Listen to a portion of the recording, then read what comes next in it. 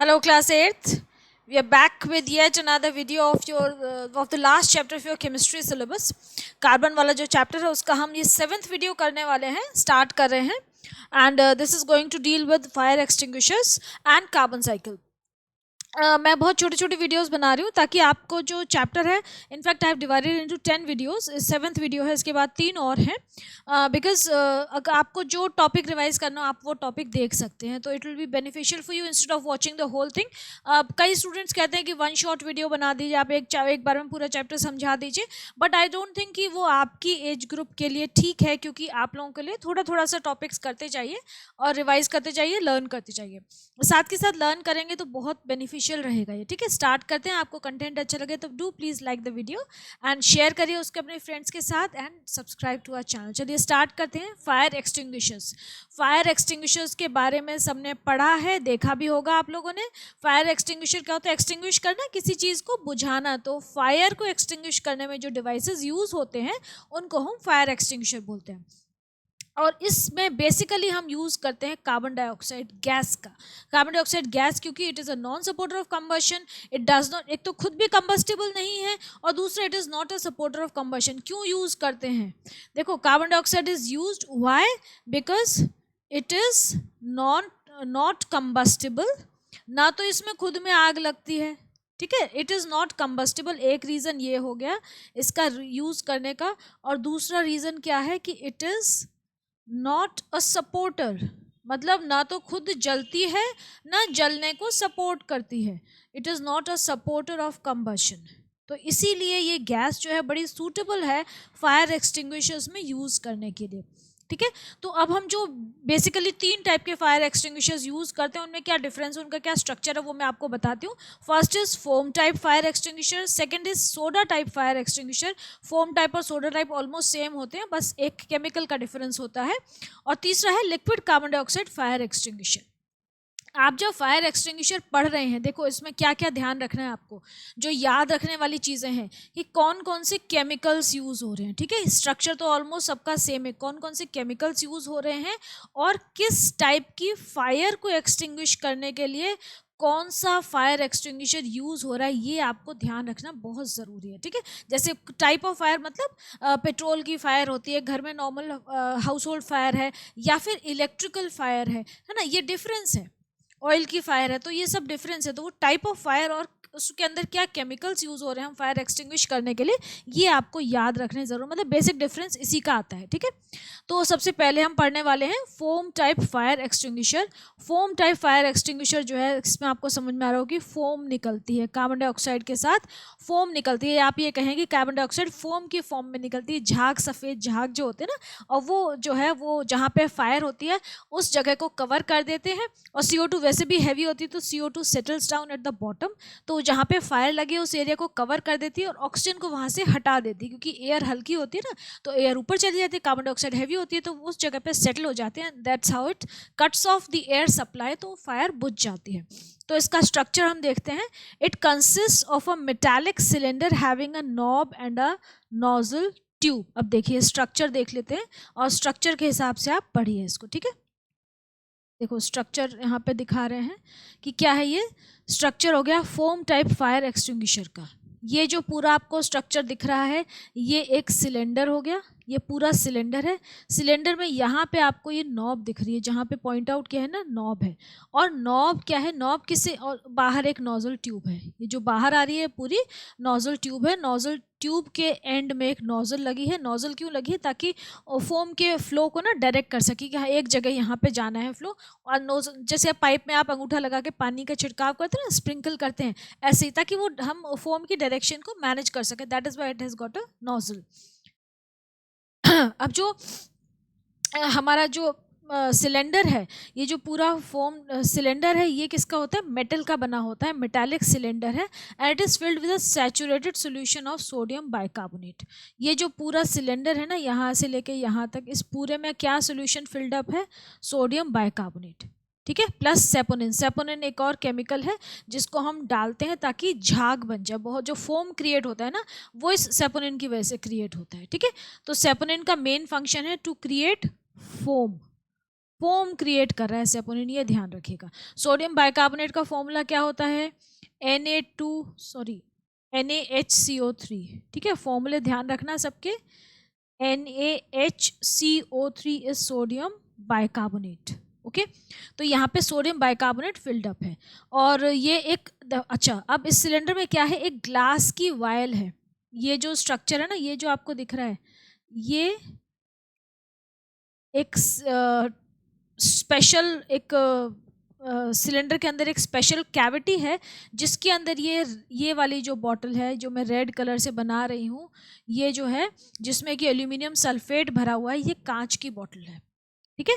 तो इसमें aluminium sulphate का फॉर्मूला क्या होता है, Al2SO4 whole thrice, aluminium sulphate का फॉर्मूला होता है ये, ठीक है। तो इसमें ये जो कांच की बॉटल है ना, ये वाली, मैं दोबारा से आपको दिखा देती हूँ, ग्रीन कलर से दिखाती हूँ, ठीक है।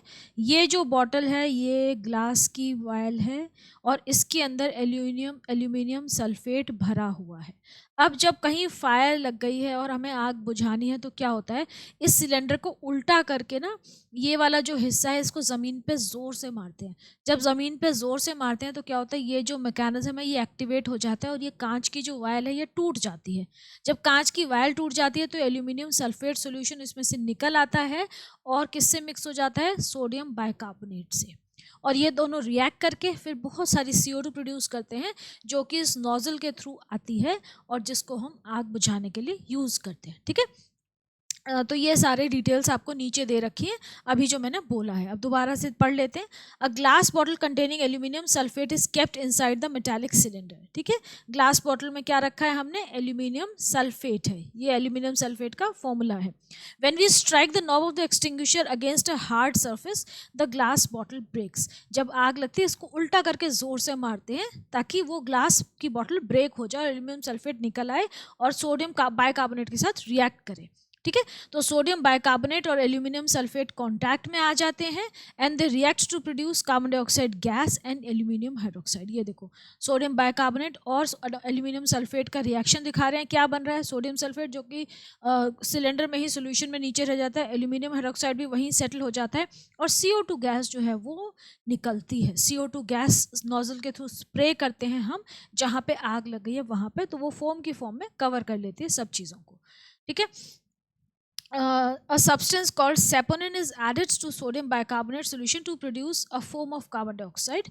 The foam of carbon dioxide comes out through the nozzle that is directed towards the fire. This type of fire extinguisher is used to extinguish fires caused by petrol and kerosene. जो oil की fire है उसको control करने के लिए हम इस particular fire extinguisher का यूज़ करते हैं। पेट्रोल केरोसिन कैसी हो गई, ऑयल बेस्ड फायर, मतलब ऑयल की वजह से जो फायर स्टार्ट हुई है, ठीक है, ऑयल की वजह से। तो उसको हम एक्सटिंग्विश करने के लिए इस पर्टिकुलर फोम टाइप एक्सटिंग्विशर का यूज़ कर रहे हैं, जिसमें क्या क्या है आपके पास है, इसमें सोडियम बाइकार्बोनेट और एल्यूमिनियम सल्फेट, ठीक है। सोडियम बाइकार्बोनेट का सेपोनिन एडेड है, और इसमें रिएक्शन आपको दे रखा है, रिएक्शन याद कर लीजिएगा। सोडियम बाइकार्बोनेट एल्यूमिनियम सल्फेट के साथ रिएक्ट करते हो क्या बनता है, sodium sulphate aluminium hydroxide plus CO2 is produced. तो ये हो गया फर्स्ट टाइप, आई होप आपको याद हो गया होगा। अब सेकेंड टाइप भी देखो, बिल्कुल सेम है, सेम स्ट्रक्चर है, सोडा एसिड है। फर्स्ट वाला फोम टाइप था, इसमें ये था सोडियम बाइकार्बोनेट एक बेस था, एल्यूमिनियम सल्फेट एक सॉल्ट था, तो इसमें ये दो चीज़ें थी। अब ये सोडा एसिड फायर एक्सटिंग्विशर है, मतलब सोडा है और एसिड है, तो सोडा तो वही हो गया, sodium bicarbonate plus saponin, same chemical है, बस हमने जो एल्यूमिनियम सल्फेट लिया था उसकी जगह हमने सल्फ्यूरिक एसिड ले लिया यहाँ। बाकी सब कुछ सेम है, कुछ चेंज नहीं किया है, सेम स्ट्रक्चर है, फिजिकल स्ट्रक्चर सेम है, सिलेंडर का मैकेनिज्म सेम है, बस एल्यूमिनियम सल्फेट की जगह हमने वायल में जो एल्यूमिनियम सल्फेट लिया था, अब हमने उसकी जगह क्या ले लिया है, सल्फ्यूरिक एसिड ले लिया है, बस इतना सा डिफरेंस है, ठीक है। और इसको हम बोलते हैं soda acid fire extinguisher. A soda acid fire extinguisher contains it is a container filled with sodium bicarbonate solution. A sealed glass bottle containing sulfuric acid is present inside the container, ठीक है। When the extinguisher is to be used, वही दोबारा से वही करते हैं, glass bottle containing the acid is broken by striking the knob. इसको उल्टा करके ज़मीन पे ज़ोर से मारते हैं, तो वो नॉब्स की वजह से वायल टूट जाती है, नॉब जो है स्ट्राइक करते हैं ना, तो ये ये जो मैकेनिज्म है इसकी वजह से ग्लास की बॉटल टूट जाती है and these chemicals mix together. Sodium bicarbonate उसकी वजह से सल्फ्यूरिक एसिड के कांटेक्ट में आ जाता है, they react vigorously to form carbon dioxide and the gas rushes out through the nozzle. अब यहाँ पे देखो फोम नहीं बन रहा है, गैस डायरेक्टली आ रही है। फोम भी बनता है, सेपोनिन है तो फोम बनेगा, ठीक है, लेकिन CO2 ज़्यादा अमाउंट में रिलीज होती है। ये रिएक्शन दे रखा है, sodium bicarbonate plus sulphuric acid gives sodium sulphate plus water plus CO2। तो सेम रिएक्शन है, बस वहाँ पे एल्यूमिनियम हाइड्रोक्साइड बन रहा था क्योंकि एल्यूमिनियम सल्फेट यूज हुआ था, यहाँ पे वाटर बन रहा है, ठीक है, H2SO4 यूज हुआ है तो वाटर प्रोड्यूस हो रहा है। As the carbon dioxide is directed towards the fire, it spreads over the fire and cuts off the supply of air by forming a layer on the fire, thus the fire extinguishes. ये भी oil based fire को control करती है, ठीक है, जो oil की वजह से फायर प्रोड्यूस होती है या घर में और किसी रीज़न से फायर लग जाती है उसको। मतलब ये अभी हम इलेक्ट्रिकल फायर की इलेक्ट्रिकल फायर को कंट्रोल करने के लिए ये दोनों यूज़ नहीं होते हैं। क्यों नहीं होते हैं? क्योंकि इन दोनों में वाटर इन्वॉल्व है, वाटर बेस्ड है, सोल्यूशन है प्रेजेंट है ना, इसीलिए इसको हम इलेक्ट्रिक फायर को कंट्रोल करने के लिए यूज़ नहीं करते हैं, ठीक है। वाटर निकलता है इसमें, CO2 के साथ वाटर के स्प्रेज भी आते हैं, तो अगर इनको हम इलेक्ट्रिकल फायर में यूज़ करेंगे तो वो तो और ज़्यादा कंडक्ट हो जाएगी और जो बंदा स्प्रे कर रहा है उसी को करंट लग जाएगा। Okay, next is third type is liquid carbon dioxide, sorry liquid carbon dioxide fire extinguisher. इस पर्टिकुलर फायर एक्सटिंग्विशर को हम इलेक्ट्रिकल फायर्स को कंट्रोल करने में यूज़ करते हैं। इसमें हम लिक्विड CO2 यूज़ कर रहे हैं, ठीक है, लिक्विड CO2 यूज़ कर रहे हैं और इससे हम इलेक्ट्रिकल फायर्स कंट्रोल करते हैं। ये ध्यान रखिएगा, आपको ये ज़रूर पूछा जाएगा कि इलेक्ट्रिकल फायर्स कंट्रोल करने के लिए, या आपको एग्जाम में ऐसे दे देंगे कि draw the diagram of the fire extinguisher use to control electrical fires. तो अब आपको पता होगा कि कौन सा वाला है, तभी तो आप उसका डायग्राम बनाओगे, नहीं तो आप कोई और भी बना सकते हो, है ना। तो इलेक्ट्रिकल फायर्स को कंट्रोल करने के लिए यूज़ हो रही है। तो इसमें क्या है, in a liquid carbon dioxide fire extinguisher, carbon dioxide is stored in a steel cylinder under high pressure. देखो बाकियों में क्या हो रहा था कि कार्बन डाइऑक्साइड स्टोर्ड नहीं थी, कार्बन डाइऑक्साइड प्रोड्यूस हो रही थी as a result of some reaction going on there. दोनों में कुछ रिएक्शंस हो रहे थे, इसमें भी देखो रिएक्शंस हो रहे हैं, तब CO2 प्रोड्यूस हुई as a result of the chemical reaction between sodium bicarbonate and aluminium sulphate. यहाँ पे भी CO2 स्टोर्ड नहीं है, सोडियम बाइकार्बोनेट और सल्फ्यूरिक एसिड के रिएक्शन की वजह से CO2 प्रोड्यूस हुई है, ठीक है। तो CO2 इन दोनों में स्टोर्ड नहीं थी, it was produced as a result of chemical reactions. यहाँ पे CO2 is stored in the steel cylinder, यहाँ पे पहले से ही CO2 स्टील के सिलेंडर में प्रेजेंट है। जब उस वाल्व को, सिलेंडर के वाल्व को खोलते हैं तो प्रेशर रिड्यूस हो जाता है, liquid carbon dioxide changes into white dry ice, it is used to extinguish both oil fed fires and electrical fires, ठीक है। ऑयल फेड में भी यूज कर सकते हैं, लेकिन basically it is used for electrical fires. यहाँ पे CO2 स्टोर्ड है, यहाँ पे कोई रिएक्शन नहीं हो रहा है, सिर्फ CO2 जो है वो डायरेक्ट आइस सॉलिड फॉर्म में निकलती है, वाइट जो ड्राई आइस है ना, वाइट स्नो, उस फॉर्म में निकलती है and it covers the area which has cot fire. Soda acid and foam type fire extinguishers cannot be used to put off electrical fires. It is because in these fires water is also produced along with CO2, ठीक है। तो water conducts electricity and may cause an electric shock. That is why this particular जो हमारा fire extinguisher है यही है जो कि electrical fires को कंट्रोल करने में यूज होता है, ठीक है। तो ये तीन तरह के आपके फायर एक्सटिंग्विशर हो गए। पहले दो में केमिकल रिएक्शन है, तीसरे में कोई केमिकल रिएक्शन नहीं, क्योंकि उसमें CO2 डायरेक्ट ही स्टोर्ड है और डायरेक्ट उसको जब वाल्व रिलीज हो रहा है, प्रेशर रिलीज हो रहा है, तो डायरेक्ट वो सॉलिडिफाइड फॉर्म में, ड्राई आइस की फॉर्म में फायर को कवर करती है and that's how it extinguishes fire. Okay, now we are studying, ये हमारा हो गया फायर एक्सटिंग्विशर्स तीन तरह के, इनके बीच में डिफरेंसेस कर लीजिएगा, स्ट्रक्चर कर लीजिएगा, कौन सा केमिकल किस में यूज हो रहा है वो कर लीजिएगा, और किस टाइप के फायर को एक्सटिंग्विश करने में यूज हो रहे हैं वो करना है आपको, ठीक है। Now next is carbon cycle. अब कार्बन साइकिल बड़े एक इंपॉर्टेंट कॉन्सेप्ट है, ये आपने शायद 6 में भी पढ़ा होगा और हायर क्लास में भी पढ़ेंगे। तो कार्बन साइकिल क्या है कि कार्बन किसी भी चीज़ की साइकिल, वाटर साइकिल आपने पढ़ी होगी, है ना, नाइट्रोजन साइकिल है, कार्बन साइकिल है, ऑक्सीजन साइकिल है, हाइड्रोजन साइकिल है, ये सब आप 9th में भी पढ़ेंगे। तो basically it deals with cycling of this particular content. जो भी ये एलिमेंट की बात कर रहे हैं उस एलिमेंट की नेचर में कैसे साइकिलिंग होती है, रिसाइकलिंग होती है, how do we use it, how do plants use it, फिर उसका क्या होता है एटमॉस्फेयर में जाके, कहाँ से रीजनरेट होती है, वो सब हम पढ़ते हैं किसी भी पर्टिकुलर एलिमेंट की या कंपाउंड की साइकिल में। तो कार्बन साइकिल की बात हो रही है तो कार्बन डाइऑक्साइड की फॉर्म में कार्बन प्रेजेंट है काफ़ी ज़्यादा एटमॉस्फेयर में। Carbon dioxide is 0.03% present in the atmosphere. It remains balance through carbon cycle. जो CO2 का बैलेंस है हमारी अर्थ पे वो कार्बन साइकिल की वजह से मेंटेन रहता है। Carbon dioxide is introduced into the atmosphere and consumed continuously. Carbon dioxide atmosphere में एड ऑन भी होती रहती है और वहाँ से यूज अप भी होती रहती है। एड ऑन कैसे होती है? As a product of respiration. हम सबसे ज़्यादा रेस्पिरेशन के थ्रू प्रोड्यूस होती है। एनिमल्स रेस्पायर करते हैं, प्लांट्स रेस्पायर करते हैं, ह्यूमन बींग्स रेस्पायर करते हैं एंड दे प्रोड्यूस CO2। तो CO2 उस हिसाब से, उसके अलावा फायर्स के थ्रू भी एड ऑन होती है। फॉरेस्ट फायर्स होती हैं, नॉर्मल फायर्स होती हैं, और भी चीज़ें होती हैं, अभी आप नीचे पढ़ेंगे। तो इन तरीक़ों से CO2 जो है it is being added to the atmosphere. Remove कैसे होती है? प्लांट्स, ग्रीन प्लांट्स जो हैं they are the only remover, natural remover of CO2 from the environment. क्यों? क्योंकि जो ग्रीन प्लांट्स है वो एक बड़ी इंपॉर्टेंट प्रोसेस अपनी लाइफ साइकिल की, उनकी बड़ी इंपॉर्टेंट प्रोसेस है लाइफ के लिए, दैट इज़ फोटोसिंथेसिस को परफॉर्म करते हैं, जिसके थ्रू वो अपना फूड बनाते हैं और उस प्रोसेस में वो CO2 को यूज़ करते हैं। तो ग्रीन प्लांट्स जो है, इसीलिए ग्रीन प्लांट्स को लगाना अपने चारों ओर बहुत ज़रूरी है ताकि हमारा जो CO2 का बैलेंस है वो बना रहे। ठीक है, CO2 ज़्यादा हो जाती है तो it causes global warming also, वो हम नेक्स्ट लेक्चर में कवर करेंगे। Okay, so addition of carbon dioxide in the atmosphere is balanced by its removal.